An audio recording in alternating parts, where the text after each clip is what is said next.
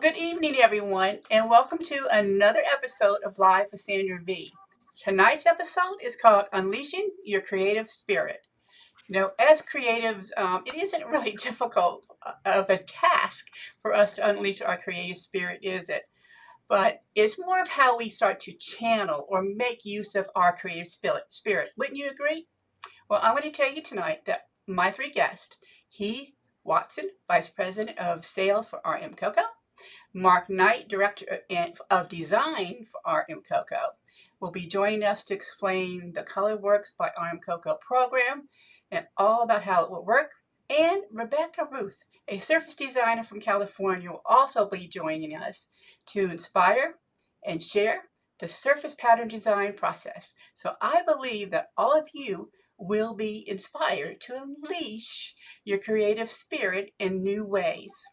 Now, my name is Sandra Van Sickle, and I have had the good fortune to use my talents and my creativity to work and teach in this industry that I absolutely love. I own and operate a custom drapery studio located right outside of Raleigh, North Carolina. And this platform, my Live with Sandra V broadcast, allows me to use my tech talents to achieve my goals to inspire, educate, and promote others within the industry that share my same vision. I'm going to tell you again that tonight that my three guests do fit right in with my vision. Some of these folks you might have already met along the way, and they've already inspired you. But again, I hope that you even have this resurgence of inspiration to try new things. Now, a couple of notes before we get started. This broadcast is being recorded, and you will receive an email with a link to the replay. And please feel free to share this link out with others. It's not a big secret link that, we don't want anybody else to know about. So please share it. And tonight during the broadcast, if you have any questions, please put a Q in front of your question right there in the chat box. This way we know whether you're saying hello to everybody, or if you have a question, we can probably get right to it. So right now, I want you to grab your pen and paper and let's get started.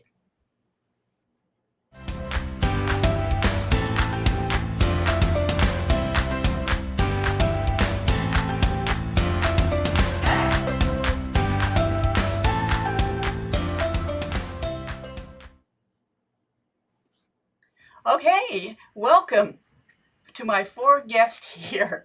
And you know what? I'm going to go ahead and start with Heath. He is the Vice President of Sales for RMCOCO.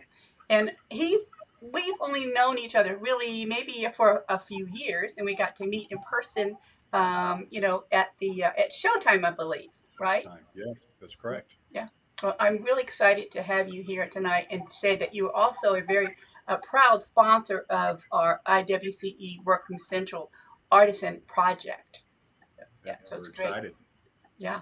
Now, I would like for you, as I should say when we go around, as I introduce you, tell a little bit more about yourself. Sure. So I've been with RMCOCO since around 2003. So I've been with the company for 20 years. This is a business that I've grown up in. My father has been in the industry his whole entire career. He originally started off with Conso Trims and then later moved to RMCOCO as the Vice President of Sales. And my first start in the industry was working for Merrimack Textiles in Barrow Fabrics, and was there for a couple of years and then decided to get completely out of the industry. Was in something completely different. Never thought I would be in this industry, to be honest with you. And I had an opportunity to go to work for another company. And in the meantime, my father became a minority owner of the business, and Jim Russ was the majority owner. And they asked if I would consider coming to work for them in a management role. And we sat down and talked, and I made a great decision, and glad I did. It's been a quick 20 years. Yeah. Well, I'm glad you made that decision. It's great to have you. A good move. Absolutely. And Mark, you are the Director of Design for RMCOCO. I am. And we have just recently met, and you've had a career in the home furnishings industry that has spanned over 4 decades. And when we talk, not too long ago, and you were explaining what you did. I was just kind of blown away. So please, I want the rest of our viewers out there to know a little bit more about you too. Okay, absolutely. Well, I started when I was 2 in the business. That's why I've been in for 40 years. I graduated college with an interior design major, went back to get a master's in interior design and photography of interiors. And I was lured away by a company called Payne Fabrics. Their design studio was in Dallas, and I spent 10 years with them doing wallpaper, fabric trimming, prints. We did all of our own artwork by painting and coloring everything, mixing paints, and actually hand painting designs. So that does age me a little bit, because I know that is foreign to most people at this point. Yeah. I've worked for several large companies, Westgate Fabrics. I've been a consultant. I've had my own consulting business and consulted with most of the major fabric jobbers, both nationally and internationally. And I did do some accessory design for a while. So I stayed in the home furnishing business, but the lady that taught me this industry basically said, if you ever get fabrics in your blood, you won't be happy doing anything else. And she was right. I came back to the fabric industry. I love it. I can't imagine doing anything else. I've sat on some boards, advisory boards for colleges. I've actually taught at the college level perspective drawing and basic design. So this has been something I've done all my life. I absolutely love it. I can't think of anything I'd rather do, and it makes me get up every morning. Oh, that's great. I'm with you. This is the industry. Yeah, I love it. I started kind of in apparel and switched over myself about, I don't know, 20, 25 years ago, and never looked back. So great to have you here. Thank you. Thank And you. Rebecca, surface designer and educator, fate, we have a story, and if we meet people along the way, we can share it. But fate has brought us together. And so I'm so glad that you're here tonight. You two have an extensive background in your field. And I am just blown away by your field. And I've been channeling it as I've been telling you so. But tell everybody else a little bit more about you. Yeah. Yes. I thank you so much for having me too, by the way, Sandra. It has been great to connect with you and chat more about things with you from your perspective, also from like the workroom. Um, I studied illustration at the Rhode Island School of Design, where I got my BFA. And I thought I wanted to go into animation, and that's why I did illustration, but I also loved illustration because I loved doing photography and painting and drawing and all of the things. And I think with surface design, I'm able to fuse a lot of things together. I use a lot of photography to add textures into work. And I think also from coming from that perspective, I've been able to then go on, and I did study surface design at the Fashion Institute of Design and Merchandising here in LA. And doing that, and then I'm a constant like lifelong learner, so I've taken classes in photography, graphic design, and I've developed a way to like fuse all of the different facets together in how I kind of approach doing surface design for a lot of my clients. I also worked in fashion for a little bit and publishing for a little bit, and then started helping a lot of interior designers with developing their own fabric lines and collections. And so I've worked on probably hundreds of collections at this point, and it's so fun to help people pull their ideas out of their head and bring them to life, and you know just see them excited along the process with me. Yeah, that's a good point too, because and we're going to talk about this as we go along too. Is like how to working with both RMCOCO and with a pattern, a surface pattern designer. I'll get it right, because we have these ideas, we have these things to do. Like we said, this unleash this creativity within us. But okay, where do we go with it? What do we do with it? So it's going to be a great conversation tonight. And I want to say hello to all of our viewers out there. Please give us a thumbs up. And like I said, if you missed the very beginning, if you have questions, go ahead and put a Q in the front, ask away, make comments. If you know each other, say hello. Okay.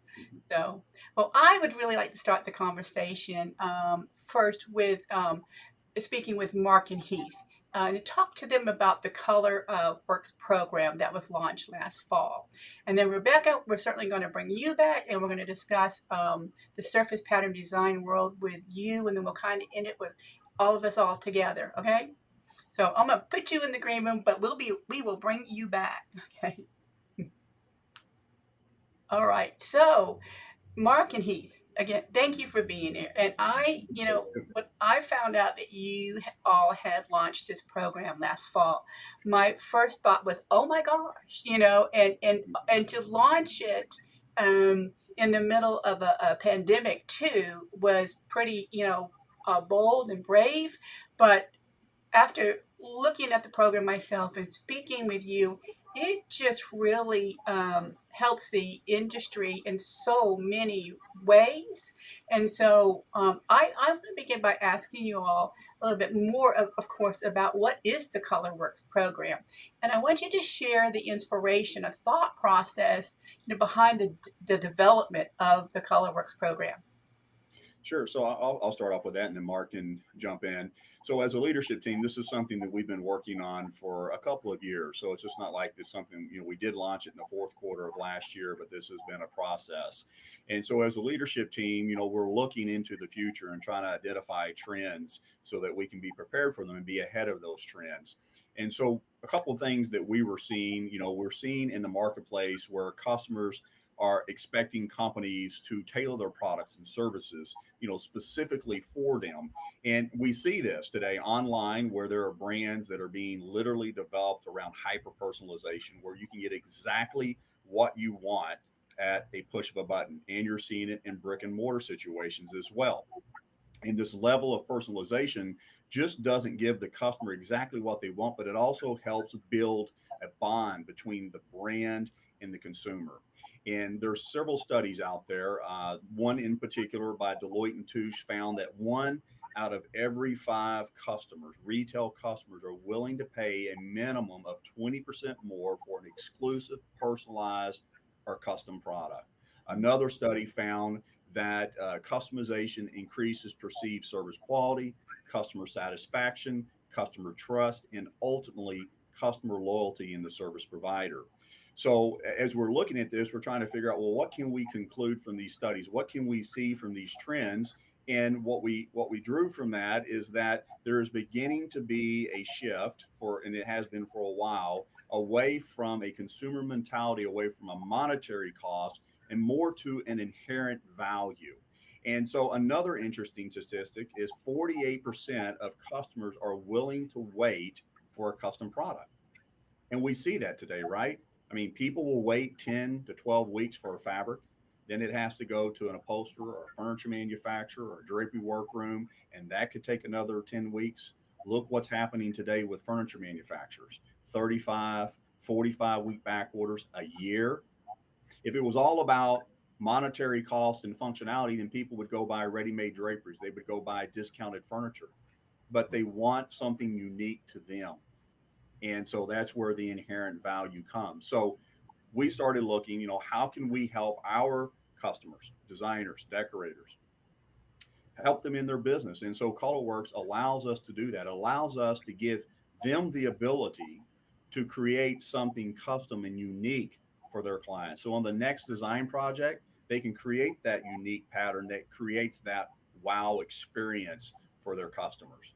So ColorWorks is exactly that. It's an on-demand, direct digital printing program that allows them to create beautiful designs on an array of base cloths that we have to offer. Yeah. And Mark, if you have anything else you want to add to that, feel free. Well, the other beauty of ColorWorks is that a lot of designers were being shopped by their customers at retail levels and online services. The beauty of ColorWorks is that yes, it's digital, it's exclusive. We can do your design, but we also do our own design that we are not in competition with you. So we have things that are ready colored on a base cloth. You can select those. You can change the base cloth. The only charge for that is the cost of the ground that you put it on. If it goes from a cotton sateen to a silk, obviously there's a difference in price, but we don't penalize you for switching the cloths. So it allows you to take our design archives and the colors that we've done and either tweak them, change the base cloth, but we are not out soliciting your customer. We're to the trade only jobber. And that's the other beauty of this. You can have unique designs that we've created. You can have your own designs, but they truly are your designs. Mhm. That is, so true, and what a great benefit. And I will also, interject too, that how you can go back, if there's a fabric that you've carried that has been discontinued, and the client is like, out there in our different Facebook group, people, does anybody know where I can get this fabric from? And as a matter of fact, it wasn't, I don't know, maybe about a month ago, there was a gal out in Texas, and she says, I need this fabric. And someone said, where'd you get it from? And she said, RMCOCO. I went, well, let me tell you, and I said that, you better reach out to them because you can get it and you can probably even change the colorway. So that is a great benefit. What other, are there any other benefits to it, other than, going back to going back to your archives and all that? What else? Sure. Well, let me give you four that I encounter. And what I tell people, in any product you're looking at, any service, it's good to get the features and advantages and benefits of it. Yeah. But at the end of the day, does whatever the product or service address any pain points in your business and provide solutions? That's the most important thing. So with ColorWorks, there's a lot, but I'll give you four. First and foremost, with this program, there are going to be no discontinued patterns. And by the way, that is the number one pain point in our industry. And it always has been. I travel all the time. I just got back from New York last week, and there's not a single customer that is frustrated with somebody because they tried to place an order for a fabric and it's back ordered for a lengthy period of time, or it's discontinued. They spend all that time selecting a fabric, they show it to their customer, they go to place the order, and they can't get it. And then the customer becomes discontented because the third and fourth choice is never as good as the first choice. And in some situations, the customer will get frustrated and just say, I don't even want to go forward with the project. I was up in Boston 3 weeks ago, and before I can even make my presentation on ColorWorks, the customer was just talking, and she was sharing that she needed 50 yards of a material that wasn't even discontinued, but it was an 8 to 10 week back order, and the customer got frustrated and didn't want to wait, and she canceled the project. It was $5,000. So with this program, there are no discontinued patterns. They're there for perpetuity. Again, no back orders because we're stocking very heavily in the 16 base cloths that we're offering. And the other one is just going to help with increased profit margin because you have something unique, something, as Mark said, that can't be copied, that you can't go online and find, and you can change things the way you want to. You can change the base cloth. You can change the base cloth color. There has never been a time in my 20 plus years and thousands of presentations that I made to designers and showing them a fabric that I've shown a print and they haven't said to me, Heath, I love that design. I just wish you had it in a lighter blue.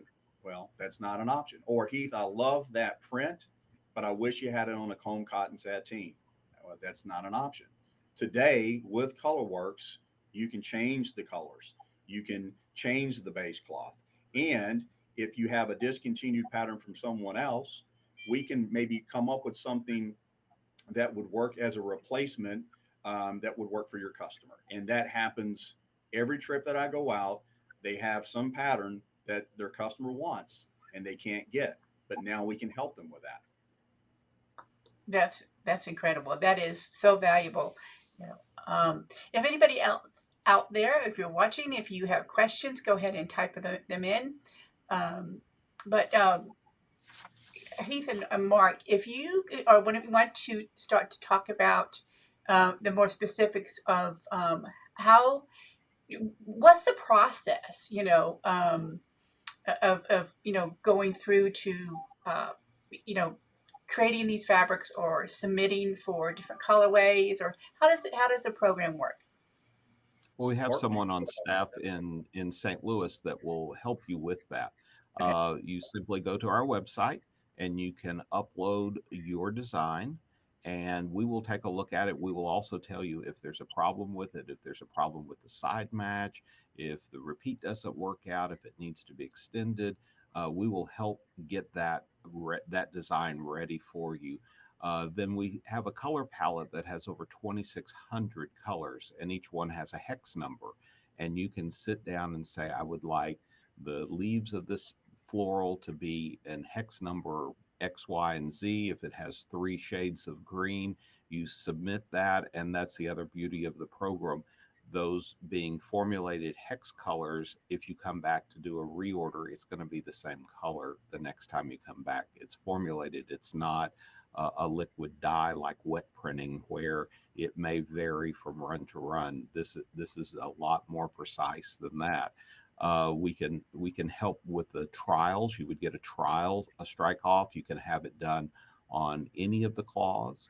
And the beauty in the end is that once we've helped you, if we have to help get a design finished, there's a one-time fee for whatever it takes to get the design ready to print. After that, you're just paying for the printing on the cloth that you've selected. The design fee completely goes away at that point.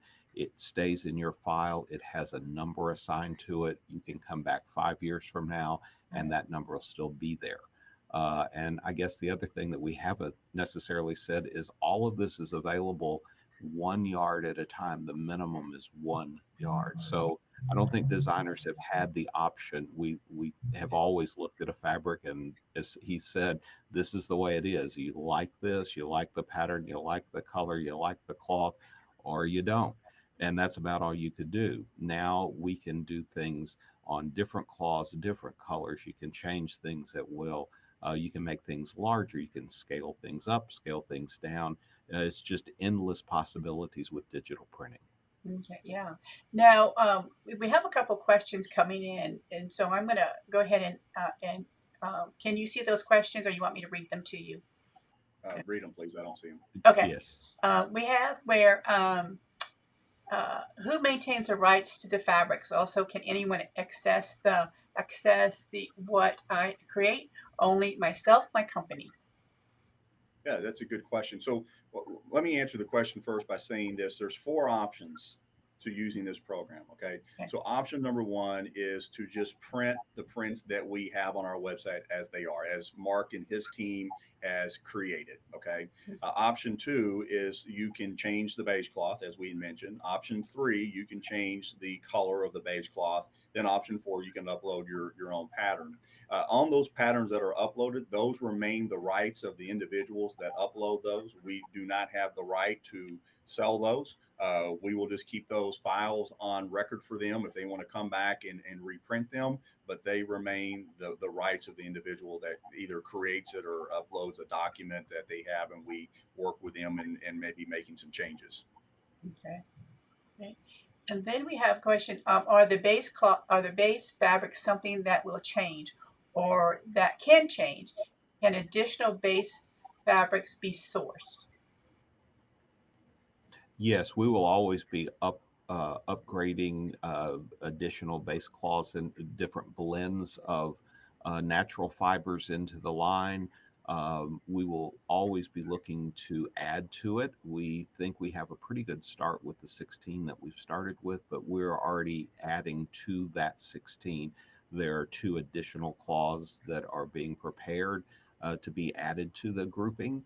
And we'll always continue to look for things that we don't have, or the limitation is we are still a 54-inch print source. We don't do wide width printing at this point. That's not to say that we will not have that in the future. We're also looking at other things other than fabric to print on. We're looking at wallpaper. We're looking at shears. There are possibly outdoor fabrics that will be coming in the future. So we're just at the starting point of what can happen with this program. Mark, aren't we testing to an indoor-outdoor? Yes, we are. An indoor-outdoor? We are.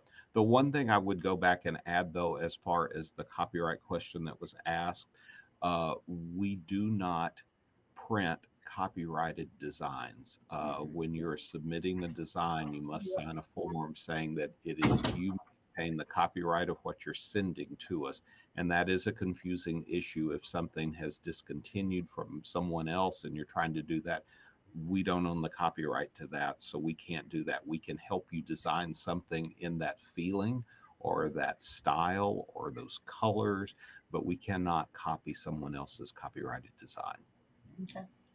And also, do we have another question here too?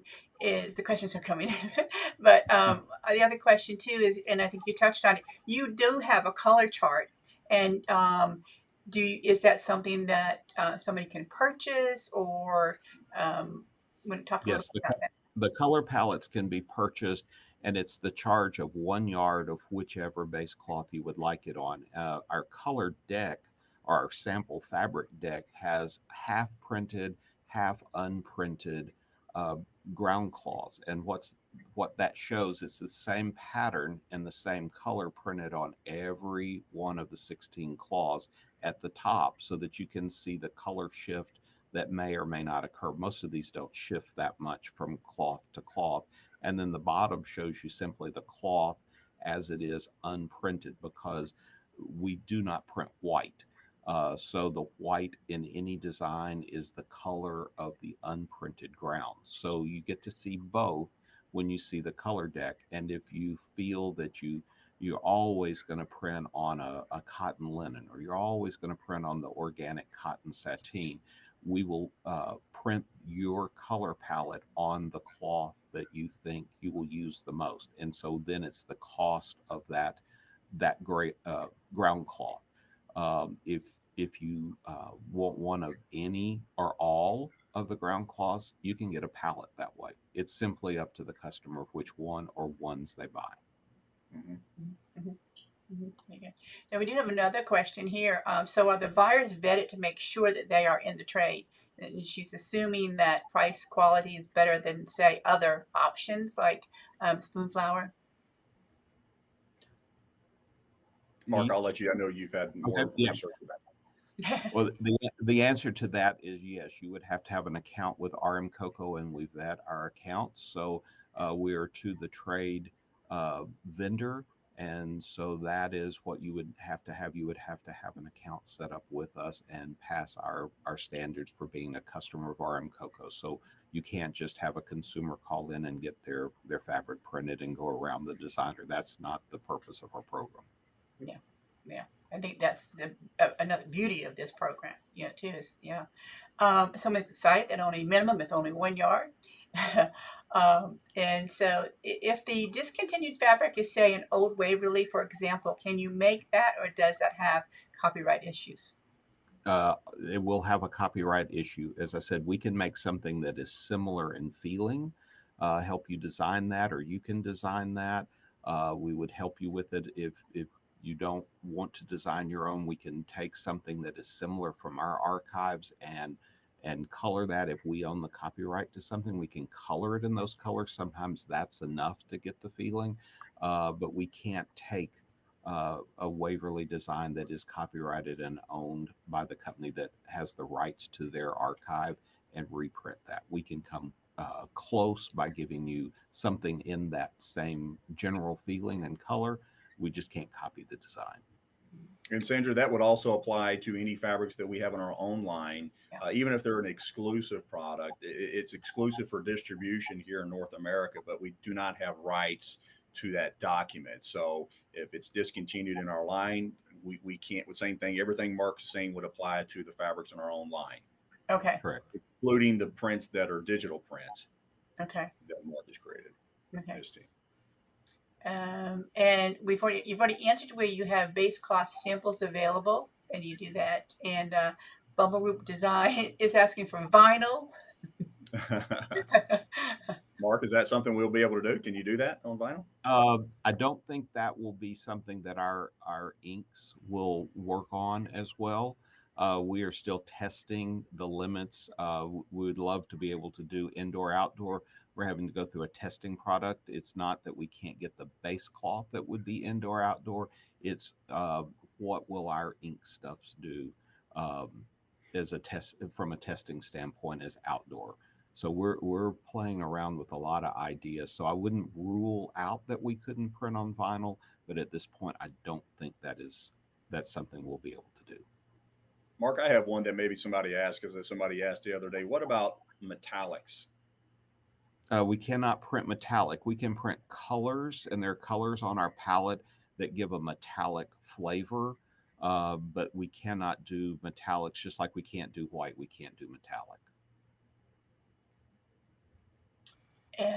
Yes, and Sydney, she asked, so can you create your own unique design that is not an RMCOCO design? And yes.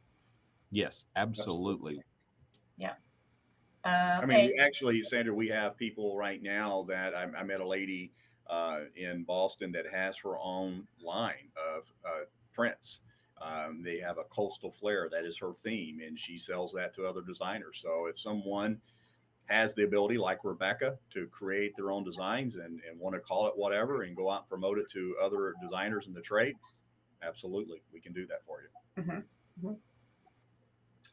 Okay, I think we've covered the questions. Now, I don't know if you all have covered too, how long does it take to print? How long does it, once you've got the design, how long does it take to print? That's the other beauty of ColorWorks. We print Wednesdays for RMCOCO orders. So if we have your order before Wednesday morning, it prints weekly on Wednesday and ships out by the end of that week. So usually 7 to 10 day turnaround from the time we have the green light to print. The fabric would be printed and shipped. Okay. We have another question here. What format do you accept the original artwork? It's a good question. I have so the format has to be a J. It has to be a J. It has to be a JPEG or a PNG file, of course. Files must be less than 20 MB megabytes, and files must have a resolution of at least 150 ppi. Mm-hmm. Good. Yep. And someone said, will you also integrate mock-ups as well? I'm not sure. Are you looking to have just a sample? No. Yeah. So if somebody has something that, whether you change just the base cloth color, or if you even change the base cloth, or if you create your own design, we recommend that you get a strike off. And so a strike off is going to be 1 yard. And so if you change the base cloth color, it's going to be the cost of the base cloth plus a very nominal design fee charge. If you do something custom, then you're of course going to have that fee that Mark was talking about, depending on how much time it takes, plus the cost of the base cloth. Once it's approved, then the charges drop off and you're just paying the base cloth fee. Okay. This is such an interesting program. I don't know, Heath, if you want to, maybe we want to do a screen share, and if you want to go through the website for them and talk about, we've talked about the base cost, but if you want to go through and scroll through and show them a little bit about the program on the website, and also, talk about show the different base costs. And let me switch the screen here for you so I can, we can do that, I think. Just let me know when you can see it. Yep. Can everybody see that? Yep. So this is our website, and if you go to it, we'll have our headers here at the top, and you can see custom prints. So we were talking about doing custom patterns. So you would click on Upload Pattern and scroll down here, and it's really easy. Here's the information that somebody just asked. So these are the requirements to upload a file, and you would just select your file that you want to upload. Click and confirm copyright. So again, as Mark said, once you click that box, we'll print it. But if you copyright, I guess the government's coming after you or somebody. But you're clicking that it's okay to do that, and then you upload your file, and then there it is. And so you can kind of see what the retail pricing is going to be, the wholesale pricing is going to be, other information here that you can add. And then if I scroll down here, Mark can talk about this more. So this is the image of a full repeat in 1 yard. So the reason that Mark, you want to explain why it looks the way that it does right now? Yes. Well, what we're trying to do is give you the opportunity to make sure that, sometimes when you're working on a piece of artwork, it's hard to see until it repeats out if there are any bar marks, if you've created a diagonal or horizontal banding that you didn't expect. So this is simply a way to step it out and let you see what a full width would look like. And if you say, oops, that is not what I was expecting, this is the time that hasn't cost any money to go back and either you fix or let us help you fix a pattern. And we can make sure that it prints the way you want to, so you don't get something that's a surprise in the mail that you didn't think that's the way it was going to look. So this print that I uploaded is not print ready. That's why you see it's small all across the scale, all across the screen. So you can make a print ready and just submit it, and then you would bypass a lot of the design fee. Or if you wanted it print ready, then our creative team will do that. And of course, it will not look like this, but it's looking like this because it's not print ready. Correct. And so that's why it has this look. But that's how easy it is to upload something. And then as far as just viewing the patterns, again, you would come to our website. You have several options. You can view all patterns that are available here. And if you look down below a main pattern, like here on Ming Dynasty, you will see these, I call them chiclets. But if you see a translucent chiclet with a plus sign, that means that that particular pattern can be recolored. Okay. If you don't want to look through just all the prints and just want to focus on the ones that can be recolored, it was there. Where did it go? I guess maybe they take that back. They must have removed that. So feature. There was a feature where you could just see the patterns that could be recolored. So I guess you will have to go to view all patterns and just look for anything that has the translucent chiclet down below. We're in the process of changing this, and what we are preparing for is we will have a digital online coloring tool. Mm-hmm. So you'll be able to go in, and it'll be up to 16 colors. We are allowing customers to go on and add colors and change colors, and you can see on your screen what those changes do. Right now, that is not a possibility. And a lot of the original art that we've put out, they may look very simplistic. Heath, would you pull up Genevieve? Yes. It looks very simplistic when you see this pattern. There are about 24 screens in the background that really looks like a monochromatic textured background. So that is not a pattern we're currently allowing people to color. But we will have a number of designs where it has, from 1 to 6 screens. So it's very straightforward, but you can make some very dramatic patterns with fewer screens. But we will allow you to go online and color 16. Beyond that, we would suggest that we let our graphic artist help in doing that, so that it's not frustrating. But that's what we are preparing for right now. So we'll have a number of patterns out there that'll have 60 channels. No one is going to want to sit down and try to pick out 60 hex colors, I don't think. And so those are probably going to be the ones that will show you more colors that we've established, because we've learned kind of the rhythm of the pattern and where the darks and lights need to be, and it won't be as frustrating. But it doesn't mean we can't help you add colors to that, but eventually you'll be able to do this online. The two caveats that I warn people about, because I do it when I'm doing my own colors for the line, what you see on your monitor may look great. Mm-hmm. It may look horrible on someone else's monitor. What prints out on your laser printer may look great, may not look at it all like what it may come back to you once you print it on fabric. So that's the reason for picking your colors from the hex palette. If you see a red, for instance, and you love that red and it's on the cloth you're going to use, that's the red you're going to get.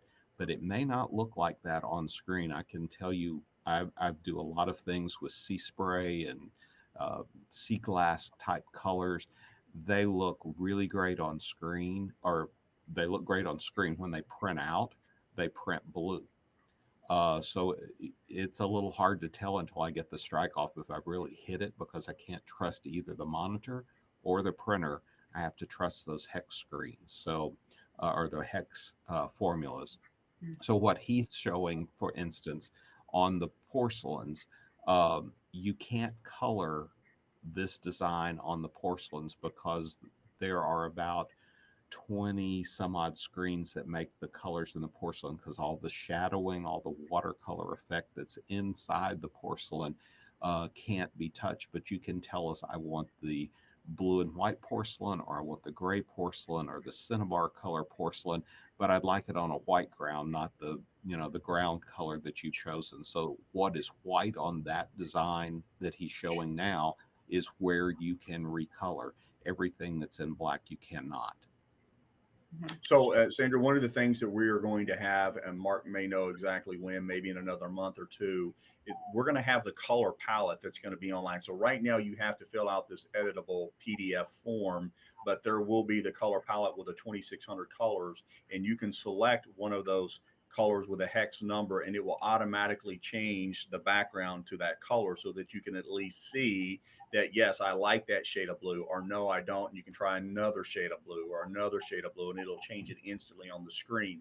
Even with that ability, as Mark was saying, you have the monitor issue. We highly recommend, even when that tool is online, that you have a color palette from which you're really choosing your colors.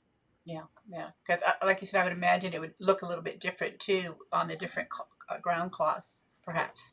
Right. And we recommend that strike off for another reason. These are not stocked. Even the patterns and the colors that our studio does, they are not stocked on the shelf. They are printed on demand per order. So these fabrics are not returnable. So I would highly recommend getting that strike off, because that's where you change something that you don't like. If you bypass that, that is a customer's option to do. But if they print 36 yards of it and then they decide they don't like the color they put in a certain channel, it's not returnable because it was a custom pattern printed just for that order. Okay, interesting. Now we do have a couple more questions here. Do you ever do collabs with outside artists? Like if a designer or certain designs are selling well, would you consider putting those designs in your public library for others to find? We are looking at that right now. And yes, we are looking for that as an additional feature to ColorWorks, not just what we do, but having licensed programs with artists and designers outside of our company.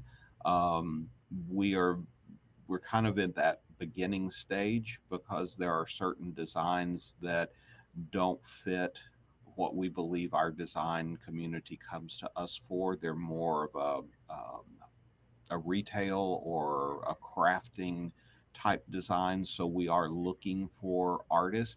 They need to fit within the parameters that we've set as far as what we think RMCOCO represents. But as he said earlier, if you have a grouping of patterns that you would like to print, we can be your commission printer. It doesn't necessarily have to be on our website, but we are looking for both. And as we go forward, you will see other artists appear on our sites. Yeah. Great question. And Denise asked, so do you send CFA? So no, so you would have to, any changes that you make to a base cloth or a base cloth color or something custom, you're required to get a 1 yard strike off. And it's a good question, because I want to say something here. When you go to our website and you're looking at a pattern, that pattern is printed on a certain base cloth, and we have memo samples available on that base cloth.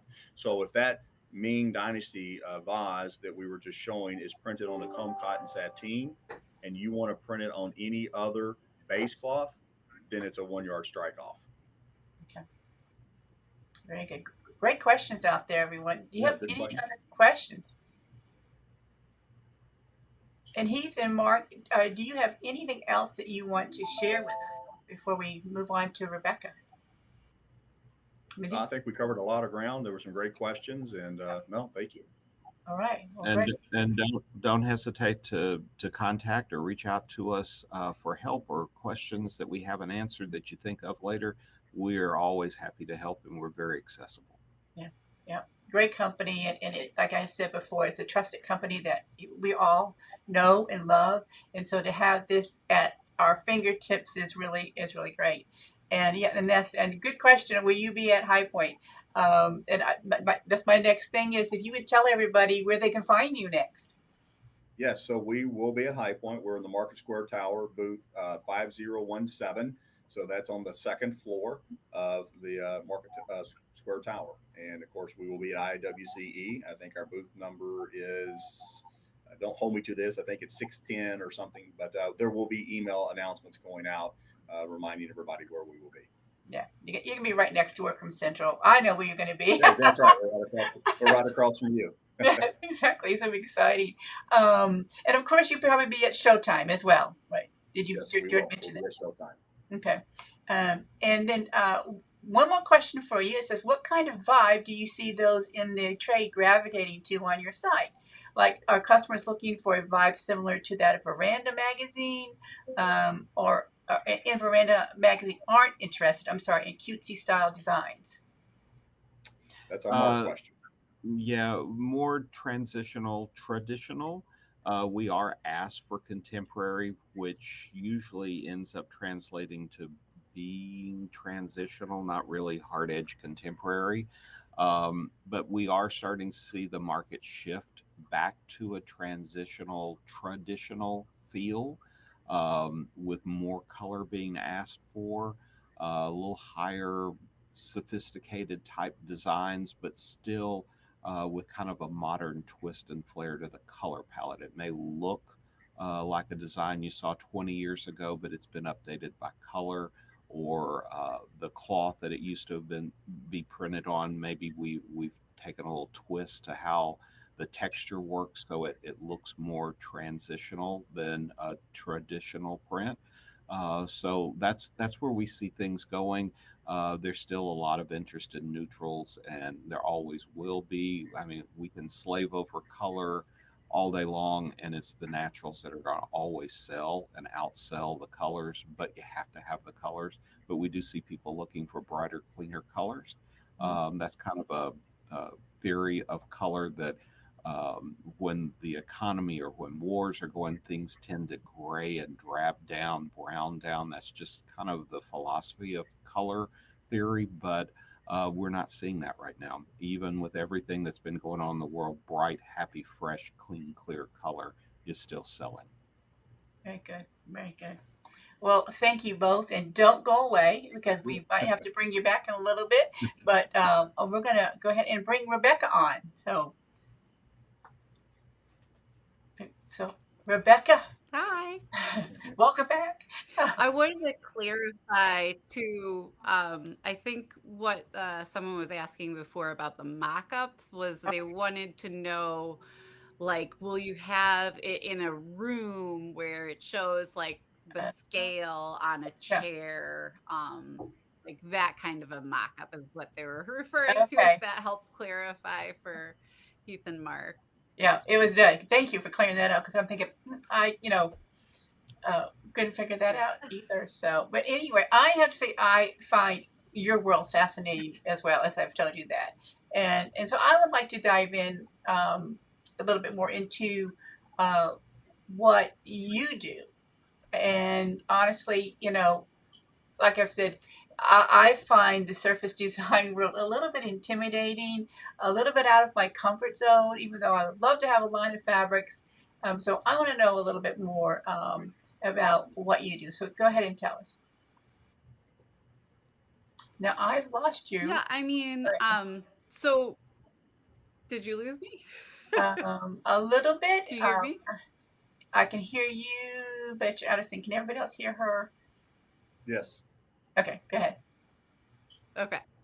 So, I think that's one of the things is like a lot of people get caught up in if they can draw or paint, or that the design has to be done a certain way. And there's really so many ways to create designs, from anything from creating stamping to collage work to shibori dyeing. you can be very abstract with what you create. It doesn't, the world doesn't have to be representational. There are plenty of ways to go about creating motifs and artwork that can then be put into repeating patterns. So I think you don't want to limit yourself. Like, you want to explore. And I think a really good surface designer who has been trained, especially in textile like surface design, and understands repeating patterns, understands, especially for the home industry, all the nuances there, then that's going to really help you achieve what you're trying to do. So I think a lot of it's just having that initial concept and then finding the right people to take that on for you. And that's what I do with a lot of the clients that I've worked with over the years. So tell me, let me backtrack real quick and tell me, like, where do you personally get your inspiration from when you start to design? I mean, I'm a big, like I said, I'm a lifelong learner, so I love to like experiment with new media. And like, I think that's kind of the thing that anyone that's getting started out in surface design should play around, should experiment. So like, one of the things that I had done a lot recently is shibori dyeing, which is like a form of tie dye. It's the Japanese art of like resist dyeing.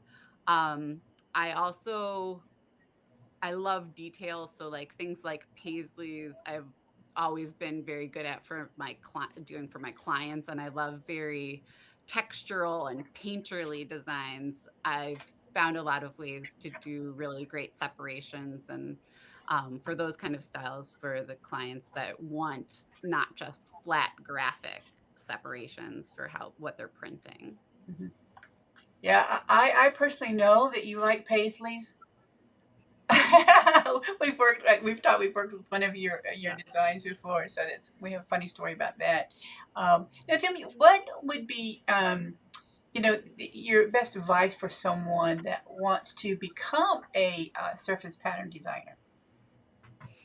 I think, first of all, I would play around and experiment, figure out like a drawing, painting style. What kind of style do you like? What do you gravitate towards? What media do you like using?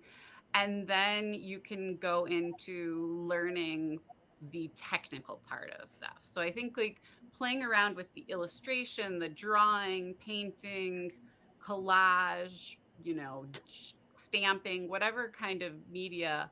And then once you figure out that kind of style, then going into the um, ways of producing that. So whether it's, if you have more of a graphic style, going to working in Illustrator might, work better for making your designs go through to production. But if you are painterly, if you want, a lot of texture or distressing and things like that, then doing stuff in Photoshop is going to help take you and your designs and retain a better representation of what it is that you're trying to achieve. Yeah, I have, kind of been channeling the pattern surface designers, and I've heard a lot of different opinions out there about what program is best to use and what not to use, and where to begin and all that. So I have found that interesting, and I don't know how many of you out there are pattern surface designers, and what do you all use to create your designs. That's an interesting thought for me, is what is everyone using, because I thought, oh yeah, well, I want to use something that's really simple, and so I can get it done, but then I'm reading them not so much. And so, but does it work different for, like, if you're going to be designing, somebody's going to be using Photoshop or Illustrator or whatever, and does it really, when it goes off to be printed, is that but you Heath and Mark, you've already said what type of file you accept, so does that matter to you all? I mean, does that, or Rebecca, how, does that work?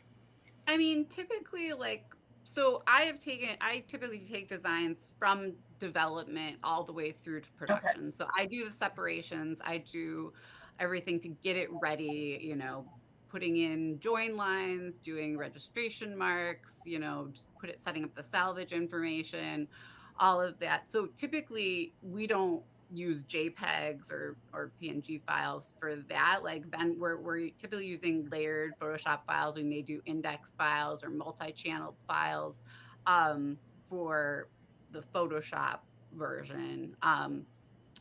And one of the things that I was going to say too, especially with interior design, and I know that Mark and he said about like that you can adjust the scale with the digital printing. I think one of the things to know between using Illustrator and Photoshop, like when you're working with a design in Illustrator, it's because of the vector base of the program, you can scale it a lot more. But that doesn't mean that's the best thing in the world, Yeah. basically. Like I said, like stuff that's textural, it's going to give you a lot better of a texture in Photoshop that's more realistic. And even with how you separate it, you can retain that.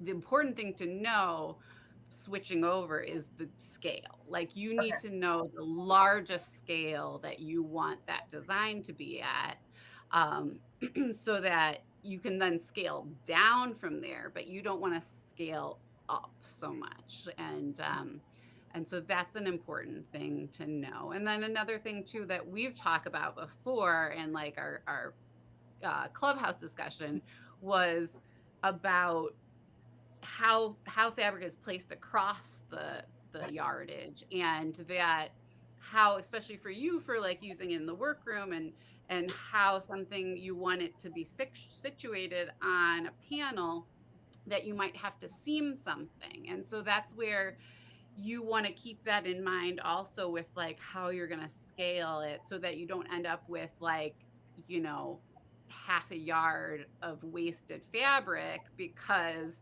of how the repeat is situated. So I think that's something really important. And I think that's where, if you want to do like an interior design fabric collection, it's really important to like understand all of these little nuances that go into doing stuff for interiors. And that's like, I'm working on some courses right now and some workshops that were kind of help people around that for when after we come back from the IWCE, because I'm working on all my presentations and the worksheets to teaching the designers there. But I've gotten a lot of questions about, especially for home, and some for fashion too, because I've had background in fashion accessories, and home has been a lot of my focus. And so, making sure that, like those little Yeah. nuances. Yeah, that is key, and we've had that conversation, like you said, in Clubhouse, and if you all don't know what Clubhouse is, you need to follow Rebecca. You'll get after the show, you'll get a link to follow her. It's an audio type program, and it's great. So definitely follow her on that. Listen in, but going back to what we were saying, that is so important. Going in and trying to design fabric. And making sure that what industry you are basically targeting, because like you said, we've talked, and we get some prints in here, and we're shaking our head, and we're like, really? This is pretty difficult to work with, and we're gonna 44-inch repeats. We had someone, I put a question out there a couple weeks ago, what's your largest repeat? And I think someone put out there, someone had like a 118-inch repeat. And I'm like, what?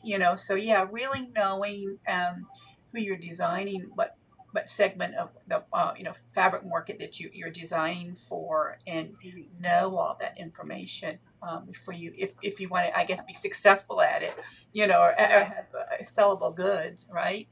Yes. We have a couple questions. And there is so much difference from industry to industry. And that's what, like, I started the pattern chatter talk to Yeah. talk about, because um, there's a lot of talk where things are like an industry standard for surface design, and it's not really true that there's a general industry standard. It's Right. like Right. there's factors for each niche, and so that's what in those conversations I try to bring people from stationery, from fashion, from interiors to kind of show like the little bit of Yeah, differences. yeah, and even in our world too, even Yeah. in the home deck world, or uh, that we have them where they run up the fabric runs up the roll, but then we also have for upholstery where we need it railroaded. So Yeah. there's I guess a lot that does go into it, and Mhm.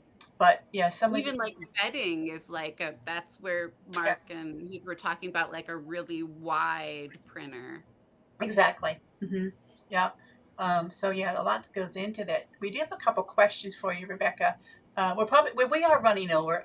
I'm known for running over a little bit, so you guys just hang a little bit longer because this is I think it's interesting, and so other people are saying the same thing too. So anyway, someone wanted to know: do you only do work for clients, or do you sell your own designs? And what industry do you sell to?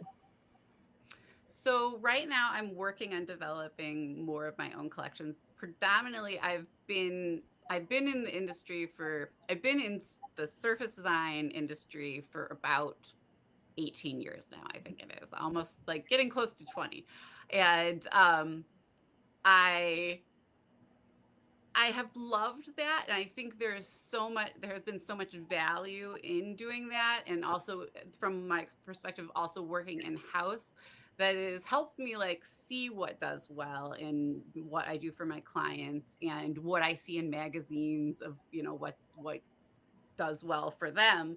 And so it's helped me like formulate now into, what do I want to do? Because I've done such a gamut from very abstract things to very detailed things.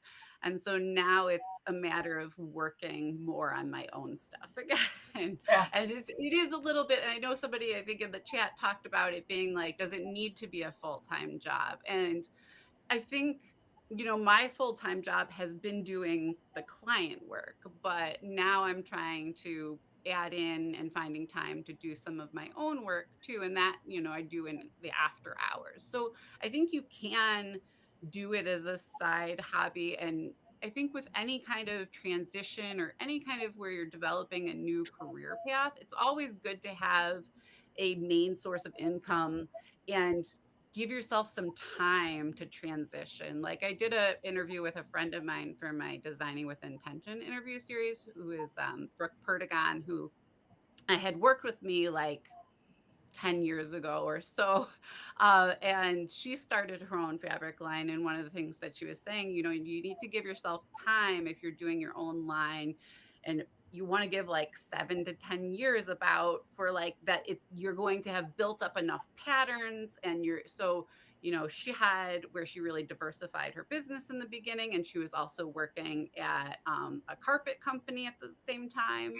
And she would do shibori dyeing. She had gone to India and she was reselling things that she had gotten in India, like, so you know you I think that's one of the big things that I think a lot of people maybe aren't taught enough in like art school or whatever, is about like diversifying your income streams. And um don't like go all in on something until you've built it up where it's giving you that income and like verifying that that's the right path necessarily. Like I think it can be a process, and I don't think you want to like be a starving artist, if you will. Like I think one of my biggest goals is to diminish that idea, but that's where you have to plan and you have to be strategic with how you do it. Okay. Now, um, yeah, transition of any kind, yeah, it can be a long process. I was surprised when you said that long, but I guess to really get everything up and running, developed and get your name out there and have a Yeah. following, and you've got your style, and people look for the next line, piece of Mhm. print that comes out. So yeah. Yeah, yeah, and it can take like 1 to 2 years, like for even those first prints, because it's like from the start of the design process to getting the layouts and the repeats and then the separations and then the colorways and then to getting it printed, like Heath and Mark were talking, like it can take, weeks for production orders to be placed and made and manufacture, and then, go on to then you have to, like, as a interior designer, collection, then you have to work with showrooms possibly, unless you're going to just have it on your own site. And so with having it, you have to stock the showrooms, and then that's a whole process, and then the customers have to come in and be aware of it, and you gradually get press and social media, and then it builds up, and then by that time you're working on your next collection. So it's not about just like having the one collection. And that's where I think if you really do want to do your own, interior design, fabric collection, you want to start small. You want to do maybe 4 to 6 prints, but you want to go big, like Heath and Mark were saying, on the amount of colorways that you offer. And that's where I think their program is really great in being able to even expand and offer more colorways, because people have different tastes in what colors are in their house. And that's where they like to add in interest, is with like things that maybe like pillows or stuff that they can change out. And maybe one season they have certain colors at one time, and then they switch it out for later in the year and it's a different color palette. And so those are things that they can change easily. That's not making a huge commitment. But that's the other thing that I think that they were talking about with the traditional and timeless. It's not as much as like fashion or like fun things that, are quirky or whatever. You people live with this stuff for you see it every day. You want it to be something that you feel comfortable with, that's not going to be jarring or, going to wear on you after a while. And it's, if you decide to reupholster a whole sofa, or if you get drapery, or you decide to do wallpaper, like that's a bit of a commitment. And that's where, you may have spent a good amount of money, and you want to, make sure that you're happy with that purchase. And that's where I think people want to go a little safer. Yeah. We have Bumble Root Design. I love her stuff, by the way. But she says, I'm having trouble formulating my questions. I just started designing some prints, but haven't been able to dedicate my my time full time to it. And you've just answered, does it need to be a full time job? And you hit the nail on the head. You've already answered that. And then Rhonda said, this may have already been answered, but will these fabrics be appropriate for upholstery, or is this a window treatments and pillows? And I think that's referring probably to the RMCOCO people, but I feel like for the most part, like you just need like a backing typically to, make it so like a fabric can withstand more. So I think most things can, aside of like a sheer, like obviously like they were talking about a sheer, that's probably not something that you're going to do upholstery with. But a lot of fabrics, I mean, even some of my interior designer clients have printed their fabrics as, fabric, and then they did a backing that they could use it as wallpaper. So like I think there is some versatility to fabrics. It's just about understanding what you need to do to make them do what you want. Yeah. Rhonda does a lot of upholstery. I know that, and so he's I'm big on. Can you real quick answer that question? Well, I know a lot of your base costs, but anything that you can say would really be great for upholstery, a little more heavier weight, or we do have that. Okay. And we also have textile finishing services, so we can back material if they want to have it, have that stability on the fabric. But yes. Okay, great. Thanks. Great question, Rhonda. And then let me see. Bumble Root Design, nope. And you should never go full time until Peacock and Figs out there answering questions too. That's great. Thank you. Thanks, Dina, for chiming in. And then let's see. She said, right, it's just one of those many interests right now, and it fits in with what we're doing. Exactly. And this is, like I said, we're creative, and we just, when you get comfortable with what you're already doing and you're familiar with it and you want to grow your business, you start to, fan off into other aspects within, our industry.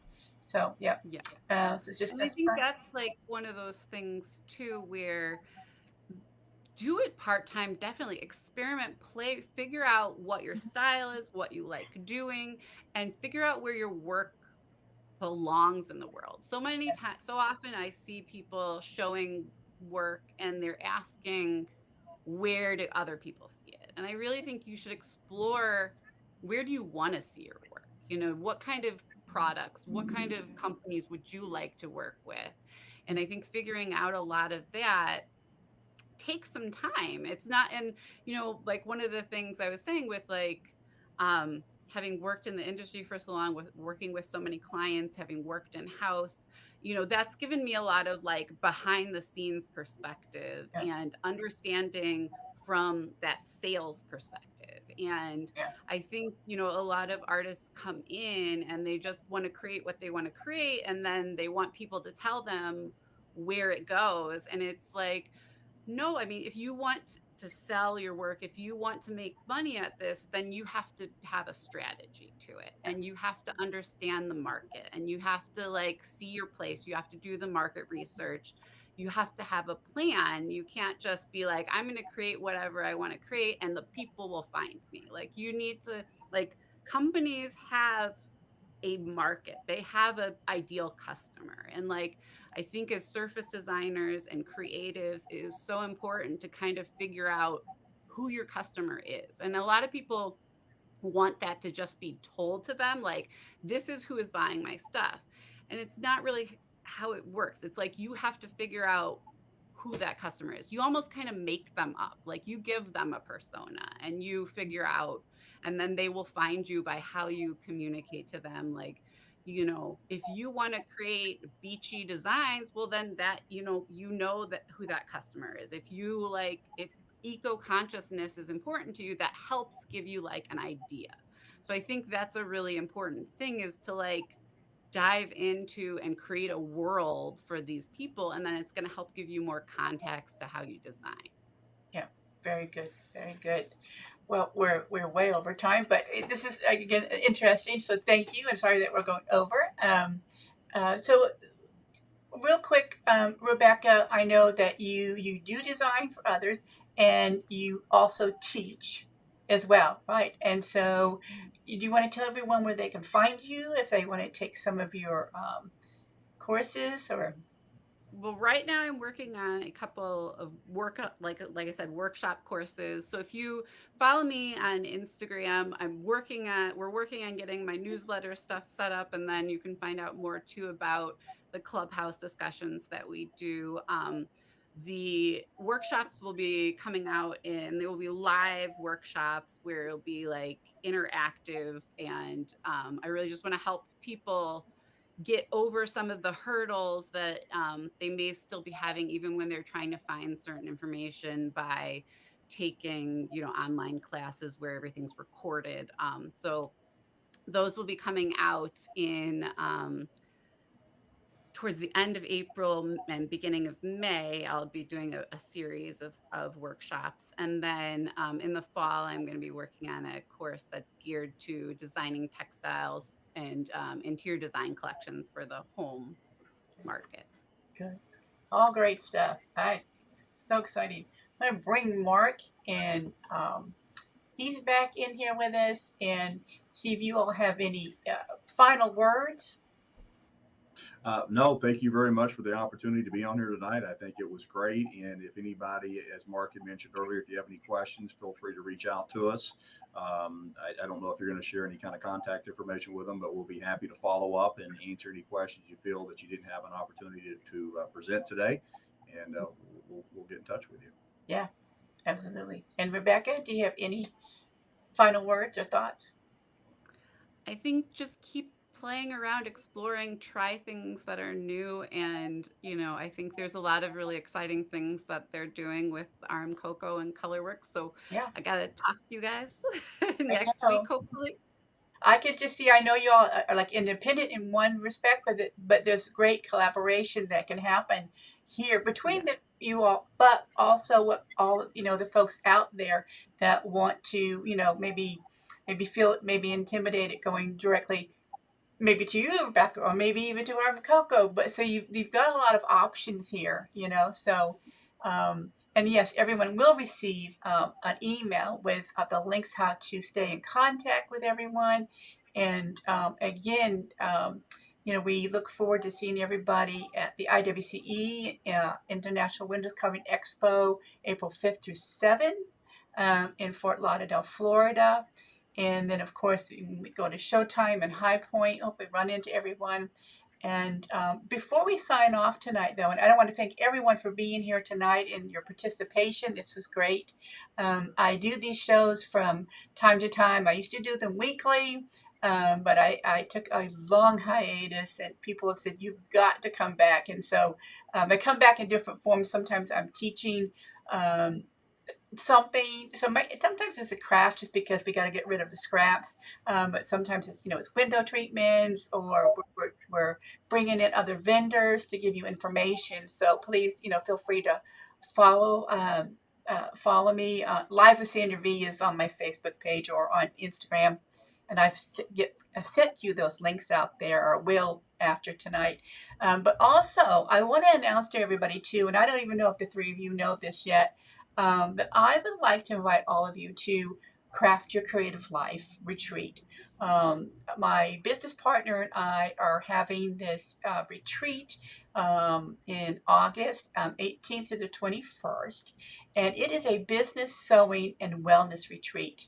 You know, these past few years have taught us a lot of things. We 2 years ago, now you think about it, really almost to the day, 2 years ago, we all felt like the rug was pulled out from underneath us. And I know you know, Heath and Mark, you know, what is going to happen to our business. But what really happened within our industry, and maybe Rebecca, if you felt it too, is that we feel like all of a sudden we're drawing back and making masks, and then next thing you know, we're pushed forward right away to produce. And you know, I had scaled my business down, and it just went crazy, and didn't have enough time to even stop and breathe. And like I said, this pandemic has taught us a lot. And one of the things is that, you know, we have to now find the time to kind of step back, regroup, and refocus before we can begin to move forward. And we've just been so caught up in the chaos that we almost can't breathe sometimes. And so my business partner and I said, you know what, we need a retreat. And if we need a retreat, a lot of other people probably do too. And so we are going to have a retreat at Fort Caswell. It's a coastal conference retreat center. It's right on the water on the next to Ball Head Island here in North Carolina. It is going to be a 4-day, 3-night retreat. We're going to have 7 instructors throughout our industry. One's going to be teaching a French mattress. Someone's going to be teaching ripple fold, trapezoid valances. I'm going to teach how to have a digital library. There's another lady going to be teaching how to have, she runs her, you might know her, Julia Hash. She runs her big workroom off of this Airtable management system. She's going to be teaching that. We have another lady in the industry that is going to bring in a lot of about wellness. Her name is Donna Cash. Many of you may know her. And we all the instructors, we live and breathe what we do. We just don't go out there and talk it. Donna just doesn't talk gratitude, focus, planning, journaling. I don't just talk, you know, oh, let's have a digital library. We do all of this. And so it's going to be a great time, and you're going to learn and you're going to do. You don't have to pick any of the classes. You can take all of them, and there's workshops that go along with them. You'll go home with many samples. And so it is going to be, like I said, 4 days, 3 nights, all inclusive, double occupancy. I'll get that word out. It's going to be your meals, your classes, everything, and it's going to be $997 a person. Our goal, my partner and I goal, is to be present. And we've just launched this, and we've had a great response. And so it's not a huge conference. It's a retreat. I think we're going to sell out pretty quickly. And we would love to have any of you join us. And so you'll get a link in the email if you want to. We would love to have you. So yeah, that's, what we're all about. So anyway, again, I just want to thank everyone for being here tonight and share all this out. And I wish Heath and Mark and Rebecca all the success in what you do, and everyone out there too. And I want to see some great designs come out of this. Yeah, we do too. Thank you for the opportunity. We appreciate it. It's fun. All right. And I'm Thank just going to play this little Go ahead, Rebecca. Did you just say something? Oh, I just want to say thank you, and I'm excited to see you and hang out with you in person at IWC. I know, it's going to be so much fun. Okay, I have one little thing for you, and until we meet again, stay safe. Thank you. Bye-bye.